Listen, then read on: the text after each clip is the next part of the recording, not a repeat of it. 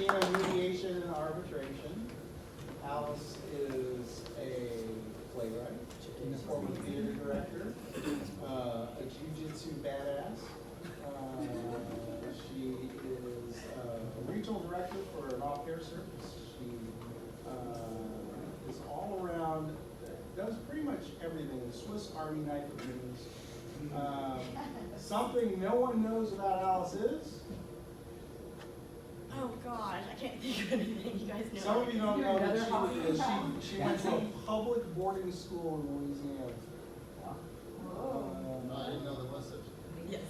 And she recently went back and spoke there to the kids that are currently going there. Correct. And one of her plays was produced and put on in Scotland. And the secret to her success is? Perseverance. Shikina. So my name is Shikina of Shikina Mediation and Arbitration, and so I want to talk to you a little bit about my background, and then I want to talk about how 9 years ago, when I started fighting in Muay Thai kickboxing, how that informs my business practice today. So I know last time I talked about how my theater background informs that, so today I'm going to do part 2 and talk a little bit about my fighting career has informed my business career. Okay, so as Sam mentioned, I am from Louisiana.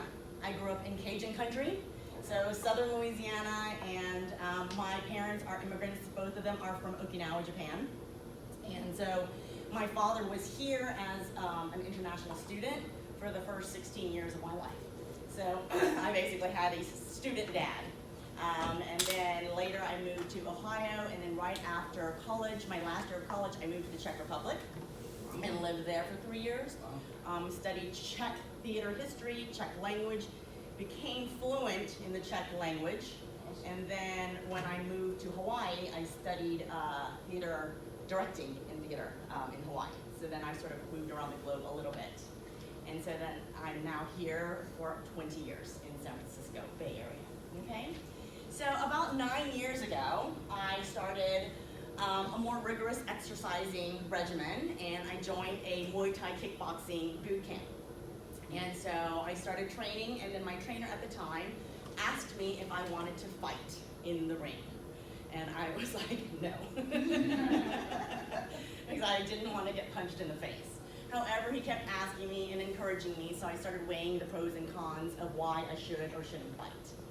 So I thought about it, and I thought, okay, my trainer is actually an ex-professional. He used to fight for several decades as a professional Muay Thai kickboxer. So I wanted to think about what it would feel like to get trained by a professional, right? Then I also thought about the fact that one of the reasons why I didn't want to do it is because it was very scary. And so being who I am, I typically walk towards my fear so that I can get rid of it. So I thought to myself, well, maybe I'll just do it because of the fact that it is extremely scary to get into the ring and fight someone that you don't know, and you don't know their abilities. Like, how good are they compared to you? So then I finally decided, sure, I'm going to go ahead and fight. So I committed. And what I committed to was attending a national tournament in Iowa for my very first fight.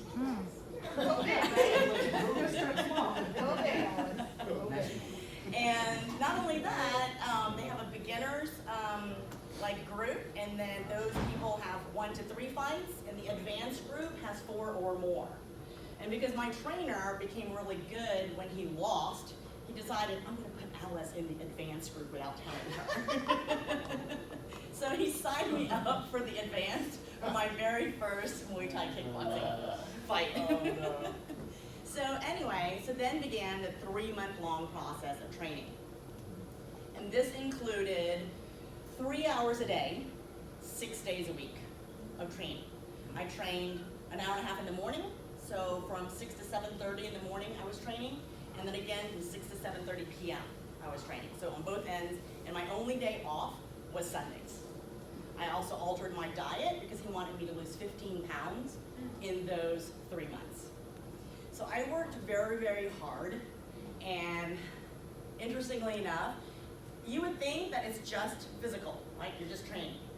but it was extraordinarily emotional because A, you're exhausted, so already it's kind of difficult to like keep your emotions together because you're very, very tired, so you don't have that extra energy to remain, calm and steady. And also for 3 months, you're like kind of freaking out about the opponent that you're gonna get into the ring with. And I have I don't even have a name of a person, so I can't even look them up because this is a sort of tournament where you get matched up the day before. So I have no clue who this person is. I have no clue how many fights they've done because I'm obviously going into the advanced group, so they could have 20 fights. I have no idea. So this is sort of the mental game that I have to play with myself to try to keep myself calm because there's this overwhelming, very large fear that is coming at me day after day. I'm very exhausted from training 3 hours a day and dieting. I started the paleo diet at the time, so I took out all bread and coffee and alcohol and sugar. And so because of that, I kind of have to really fight a mental game. And the other thing that's interesting when you're doing this type of work is it's extremely lonely. Because I did not have other people in the workout group, aside from one guy, who was actually training to fight. So you're doing something that no one else is doing. So you don't have, at that level, even if it's amateur, you don't unless you're with a gym and a bunch of people are training together, you actually don't have people that you can commiserate with when you're feeling exhausted, when you're feeling tired, when you're feeling down. You can't just call up your buddy and say, how are you feeling? Because no one else is doing what I was doing. I was running through the Golden Gate Park at 5:30 in the morning by myself. It was pitch dark, and I was running alone, right? And then when I told my coach, I'm really nervous. What if someone attacks me? He's like, no one's gonna attack you, Alice. You can just attack them back. So I'm not really worried about that. So in any case, so 3 months goes by, and I go to my first fight in Iowa. Hundreds of people there from all over the United States, and I fight my first fight. I didn't win, but I also did not get knocked out. So I hung in there the whole time, and also I was very aggressive, so the fight was really interesting for the people to watch. I had video of it, so as soon as we started fighting, it was not the kind of fight where two fighters are sort of sussing each other out and nothing's really happening. I literally went forward at the girl immediately. So it was an exciting fight. Needless to say, several years later, now that I'm running my own business, some of the takeaways that I brought from that experience to my business are these things. Is that when you are trying to do something that you really want to do, you have to have a singular focus. You really have to keep your eye on the ball, right? That's what I do with my business, just like that's what I did when I was training to fight. You really have to keep your eye on the ball. You can't just eat a muffin here or there. You can't just drink a Coke here or there. You literally have to stick to the diet or you don't hit weight because you have to get on the scale the day before.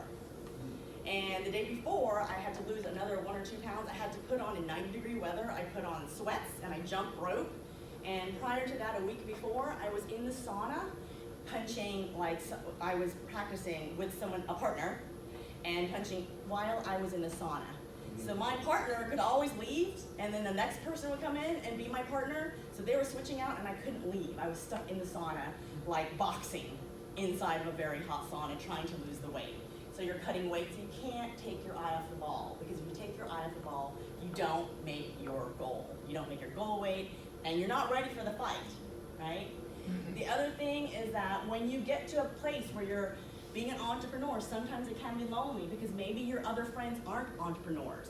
Maybe your other friends have regular jobs. So then that type of loneliness I've learned to cope with and learned to be much stronger as a person to be able to just go forward and just do what I do, regardless of what other people are doing. And even if you have no one to commiserate with or ask questions of, I still am able to bring that to my practice.